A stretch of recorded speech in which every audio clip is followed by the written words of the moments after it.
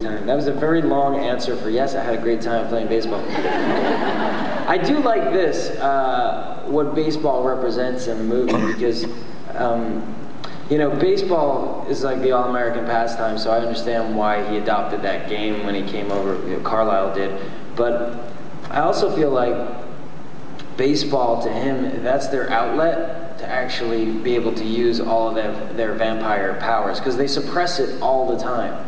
So it's like this thing that they have to walk around suppressing, and then they actually get to go out and just be free, you know? And so I like it for that reason, too. You were talking about the weather interfering with the shooting of the baseball scene. Was the weather a factor in a lot of both of your, you know, your shooting times and things like that? I mean, did that play a big part? We had a bad day the first day, shooting with the rain and the hail, but that was nothing compared to the one day they shot on the beach. Oh my God. Justin said that. I didn't have to shoot that day, but I heard that it made our day look like a day in the park. Yeah, no, our day on the beach was really tough because the wind was blowing like crazy, and we're all wearing wetsuits. So we're getting drenched by the rain, and the wetsuits, they soak up the water. So pretty much, and they're thick wetsuits, so it's really heavy. So it's like walking around with an extra 20 pounds on your body, and then plus you're not in the water, so your body is not generating enough heat. You're not moving around enough, so you just feel like you're just so cold. You just feel like you're wet the whole day, and it was freezing. We were inside what's it called? Not the van, but you know where you eat lunch? The tents. We were in the tents. The wind was blowing so hard. We're playing charades now. The wind was blowing so hard that these tents are huge. We're lifting off the ground, and like. People were freaking. People started screaming while we're eating lunch, and it was just Justin screaming. I was screaming. He was running around in circles, and then he hit a pole. But I don't know. Some of us were just so beat down that we didn't care. We just kept eating the tents for like. Yeah, so it was pretty wild. That's funny. I heard about that day. It was pretty insane. And that scene that takes place inside the van, where they're all kind of hanging out inside the van, that wasn't supposed to be in a van. But it ended up in the van because it was they just kind of built tents around the van, and then they basically put like the actors in the van at the beach, because they were supposed to be on the beach and hanging out. Yeah.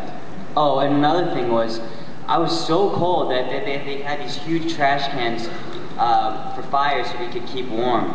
And all of a sudden, I started smelling something burning. It was Justin's flesh. No, it was, someone was like, "Oh my God, your wetsuit's melting." I looked down, and my knees were like on fire. Because I was so close to the thing that like my knees were touching the barrel, and my knees were just starting to melt. And it was just smelling like burnt rubber. Everyone was like, "Oh my God, it smells." Yeah, that wasn't a pleasant surprise. So we moved to Vancouver. Now we shoot in Vancouver. Cloudy with a chance of sun every day. Yeah. This is the last question that I'm going to ask you guys, and then I think we're going to open it up for the audience. What are any future plans or future roles that we can look for you guys in? Okay, Justin. Well, I'm back to auditioning after this, but you guys should definitely check out Peter at Nurse Jackie. He's amazing. Yeah, I'm doing a Showtime series with Edie Fava called Nurse Jackie. We shot Coop. We shot the first season, and we're shooting the second season right after I finish clips. Actually, for like 2 weeks, I'm shooting both at the same time, which is going to be really fun. Because one's in New York and the other's in Vancouver. They couldn't get further apart. So I'll be doing like 3 days, getting on a plane, going to do 3 days on Nurse Jackie, flying back and doing 3 days on Eclipse. But that's just like a 2-week window. So that, and I've written a couple of things I'm trying to get off the ground. Awesome. I'm producing something with Dave Stewart from the Eurythmics. You know Dave Stewart? Woo! He's a musical genius, man. I gotta tell you, he's, every time I meet this guy, it's like Charlie in the Chocolate Factory when you go to his offices. He's just like a creative machine. His brain, the way it works. But I'm excited to do that. I think you guys will like it. It has to do with like angels and demons and the Antichrist. But it's kind of like, yeah. But it's not like dark. It's kind of got the humor of like Indiana Jones. So it'll be fun. Awesome.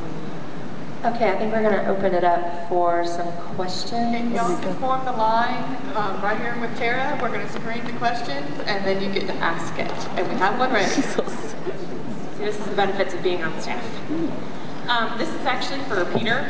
Yeah. One of my favorite movies of all time is actually Can't Hardly Wait. Thank you.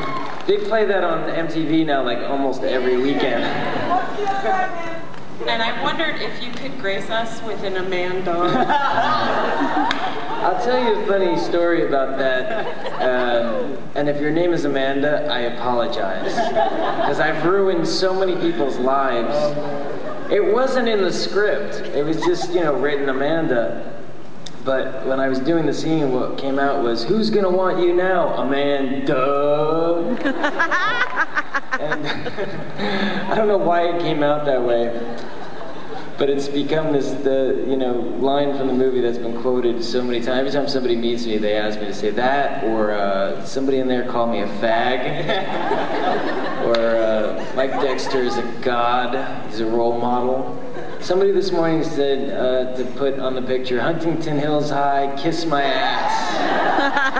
And so there's so many fun quotable ones, but I like the Amanda one because I actually kind of invented that. And then I feel bad when the girl's like, "Yeah, I got teased all through high school because of that." Hi guys.